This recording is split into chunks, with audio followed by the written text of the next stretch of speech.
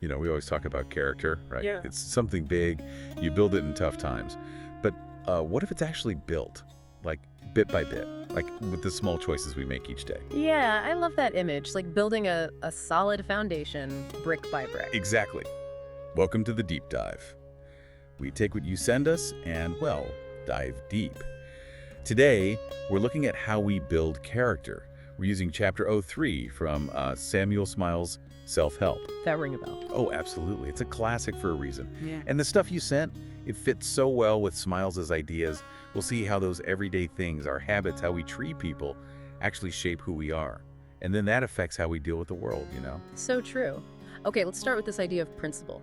In what you sent, there's a story. A merchant's son from Edinburgh. Died young, 38, but people really respected him, had a lot of influence. Right, Lord Cockburn even wondered how he did it. No fancy family name or anything. And the answer is fascinating. It says it was his independence of principle and always sticking to the truth, like rock solid integrity. It makes you think, doesn't it, how much that matters over time, being someone people can truly trust. Absolutely. And there's this, personal rule he had since he was young. Always do what your conscience says is right. Whatever happens after is, well, fate. The interesting part, he thought this wasn't about giving things up. He thought it was the path to actually doing well, even getting wealthy. Yeah. Surprising, right? It is. And you mentioned wanting to learn things quickly but really well. This connects to that. Being honest in how you learn and use what you learn, that's crucial. It builds trust and respect, and those things, they can open doors you wouldn't expect. You're right. It's not just about knowing the facts. It's about who you are when you know them. Yeah. So we have principle as our base. Then what you sent talks about aiming for good character. Like it's a goal, something you actively work towards. Right on. Not just hoping you'll be a good person, you gotta strive for it. And the material points out that effort alone, it makes you see yourself differently, gives you that drive. There's this great Disraeli quote too about needing a high standard. Even if you don't always reach it, trying shapes you. I like that. What happens when we don't try for that good character, though? The sources talk about self-reproach, that inner voice, your conscience.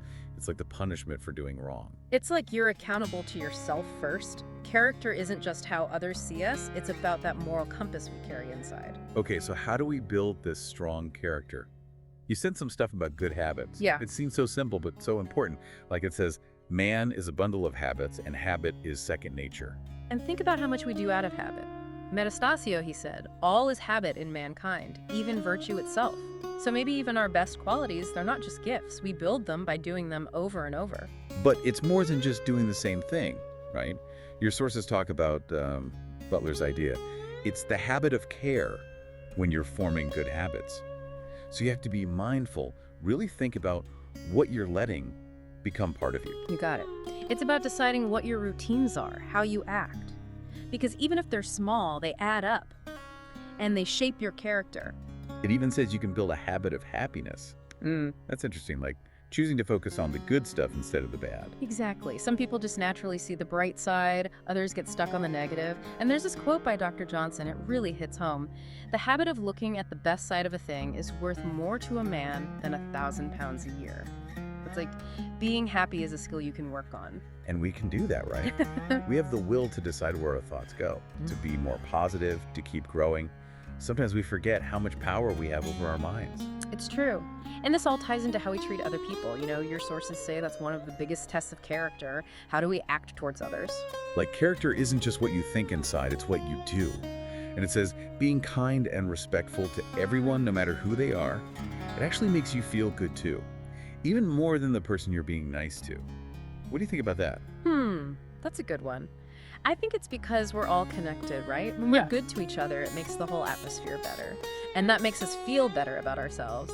And what's great is, your sources say anyone can learn to behave well. It doesn't matter how much money you have.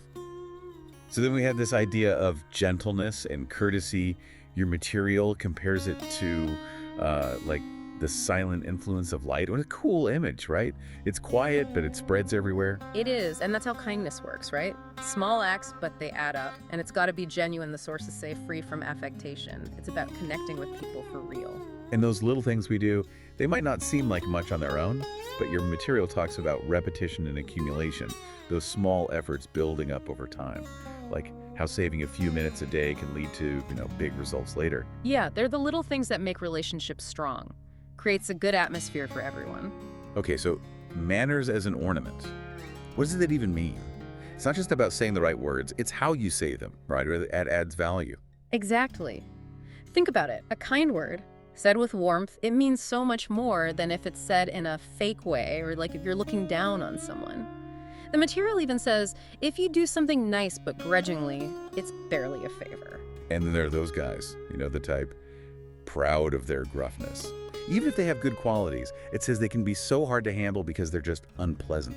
Like, being rude actually costs you something in how people see you. Yeah, it shows that emotional intelligence matters. You can push people away if you're always harsh, even if you're capable or have good intentions. It makes it hard to connect and work together. All this is leading to this idea of the true gentleman, right? Right. Your sources say it's a guy who's been shaped by the best examples, a high standard to reach for.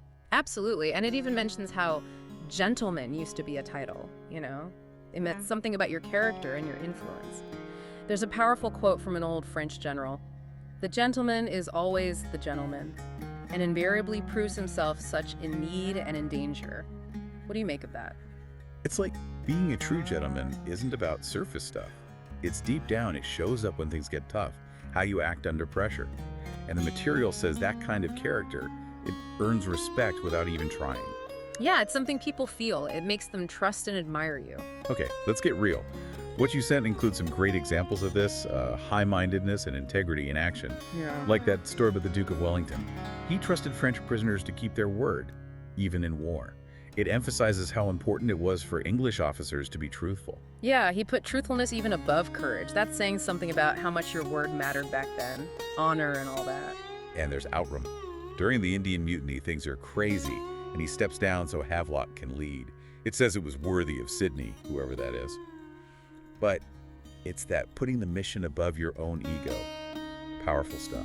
It shows humility. Knowing someone else is better suited, especially when it's really important. That's true leadership and great character, too. Then there's Henry Lawrence. Dying words, simple but they get you. Let there be no fuss about me. Let me be buried with the men. It shows you what he valued, It's really human, Even as he's dying, it shows what was important to him. And Florence Nightingale, right? All those wounded soldiers, so grateful for her. It's like compassion in action really makes a difference. She worked so hard, and they loved her for it. It shows how much empathy and care can matter, especially when people are suffering. We also have those deal boatmen. Ships going down, they go out and save the crew. So brave. Regular people doing something incredible. Yeah, it reminds you, heroes aren't just famous people or soldiers. It can be anyone willing to help, even if it's dangerous. And those two English laborers in Paris, they see a funeral and they stop and show respect, even though they're just working guys. It's like being a good person isn't about what social class you're in. That's beautiful. True kindness, it comes from inside. Respect and empathy, it doesn't matter where you come from. Last but not least, those officials in India. And the Marquis of Wellesley, too. They could have gotten rich, but they didn't. They had integrity, even with all that power. It's a good lesson, sticking to your principles, even when you could easily take advantage, especially when you're in charge of something big. So all this is pointing to inbred politeness. You can't learn that from an etiquette book, right? Your material says it's about right-heartedness, being a genuinely good person, and it doesn't matter what your job is. Exactly. It's about caring about others, and anyone can have that. A mechanic, anyone. Like William Cheeryble. Someone writes something awful about him and he just lets it go. Doesn't get mad or try to get even. That's inbred politeness right there. Real strength of character. That's amazing. He could have reacted badly, but he chose to be the bigger person. So as we finish up this deep dive, what are the big takeaways for you, our listener? We've gone through your sources and all this wisdom from Samuel Smiles' self-help. The messages are pretty clear, I think. First, strong principles and being truthful, that's how you earn respect and have real influence. And then our habits. They make us who we are, so we got to be careful about what habits we build. And how we treat others. That's what really shows our character. And being a true gentleman, it's about being kind inside, not just acting polite. Exactly. It's all about the choices we make every day, the little things we do over and over that shapes our character, more than the big, showy things we do once in a while. So here's something to think about this week. What's one little habit you can improve? Or one way you talk to people that you could make better? Even a small change, if you stick with it, it can have a big impact on who you are and how you affect everyone around you. Thanks for joining us on this deep dive.